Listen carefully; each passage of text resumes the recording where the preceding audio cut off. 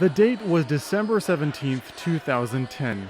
Tunisia began to rise up. The revolution was not only political, it was also cultural.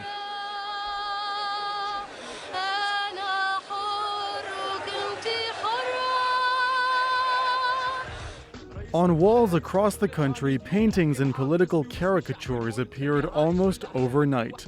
Art became a means of expression and a way to inform people. At the time, several young artists started small groups like Ahl al-Kahf, the cave people.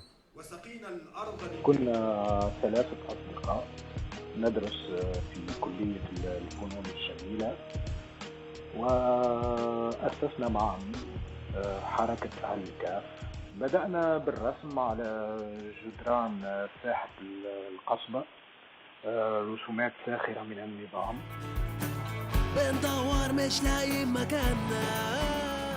It was then Egypt's turn to respond to the call for freedom. Just like in Tunisia, art played a major part in the movement.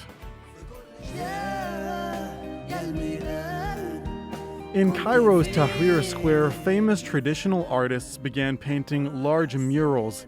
The people were demanding freedom, and artists responded accordingly. The walls of the Egyptian capital soon became covered with paintings and cartoons which aimed to educate citizens and criticize authorities, a way to counteract the lack of information from mainstream media, which was busy towing the government line.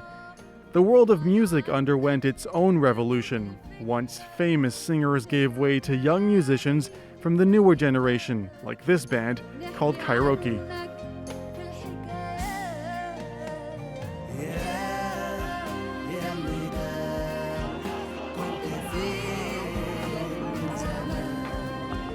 Some 2,000 kilometers away, upheaval was also taking hold in Yemen. Women sang in the streets, and in front of a crowd of thousands, a comedian openly mocked authorities.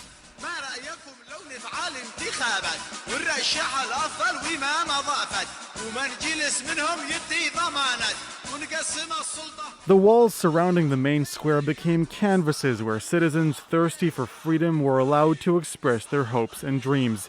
Graffiti workshops were even organized, allowing thousands to familiarize themselves with the art of caricature.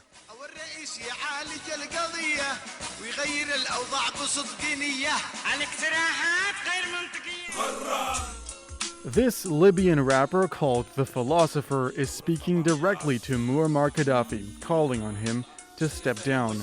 The dictator ruled the country for over 40 years. Out on the streets, local artists came up with a new style of wall paintings by combining Arabic calligraphy with pop art colors. The murals were kept, and 2 years later, artists from countries like Tunisia and Egypt traveled to Libya and took the opportunity to add their art and their messages, transforming the country's streets into an open-air art exhibit. Syria also joined the unprecedented call for freedom and change, but the revolution, which began with graffiti on the walls, quickly turned into a bloodbath. Singer Samih Shkair wrote, "Ya Haif, what a shame."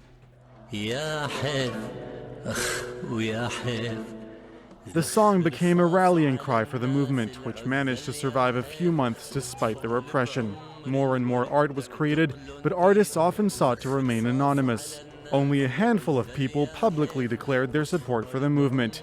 Among them, actress Fadwa Suleiman and football player Abdel Basit Al Sarout, seen here, chanting to the crowd.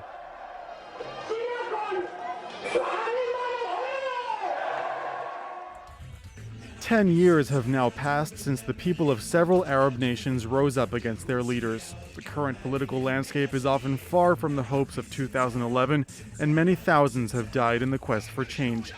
Today, popular art is a major part of the legacy that remains, a reminder of that unprecedented push for freedom.